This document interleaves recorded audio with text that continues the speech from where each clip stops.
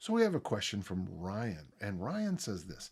It's a little long, but I think it's worth our time. Um, so let's go. I was listening to your recent podcast episode with Chip Conrad. Chip is a great guy, in which you discussed the life and legacy of Tommy Kono, the great Olympic lifter and Mr. Universe. Wonderful conversation. I couldn't help lighting up at your remarks about Tommy's emphasis on lat and glute development as signs of athletic prowess. That is, the ass is the real core, which I think is, you know, genius. Yeah. I've since done more reading and listening to Tommy. There are some videos in his lectures.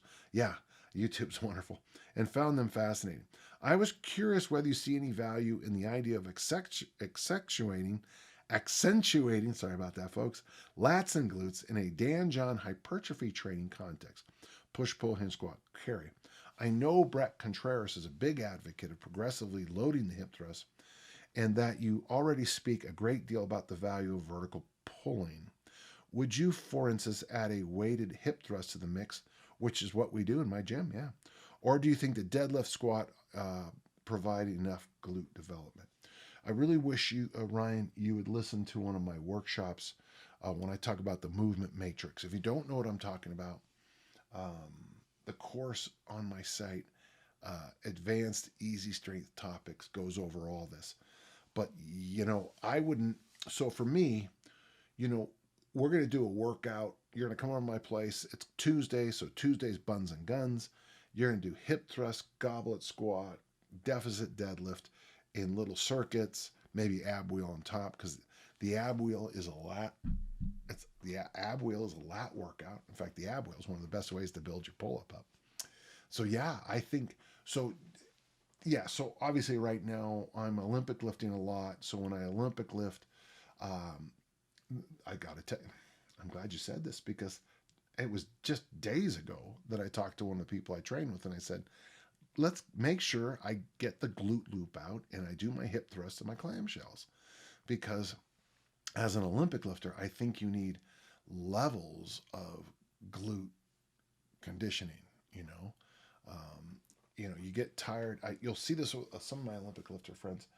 As when they get tired, their posture goes into a really weird place, and in there because you're doing a lot of squats and a lot of snatches, a lot of cleans. You're trying to save yourself, and your posture kind of turns into a little bit of a comma, which is something I don't think you want. So yeah, I very much think it's okay to do a hypertrophy. Buns and guns is a hypertrophy butt workout and a hypertrophy arm workout. And the other days a week we do squat and deadlift and things like that. So I think you're right on here. I know we're talking about aesthetics here, but I'm just curious about how you might approach this from a standpoint of exercise selection and programming, even if it's only as a thought experiment. I already did the thought experiment for you, Ryan. If you really want a lot more, just find any of my, even in my bounce workshops, you'll find those on the YouTube site. I go into this some, but I agree with you. And I have, um, I,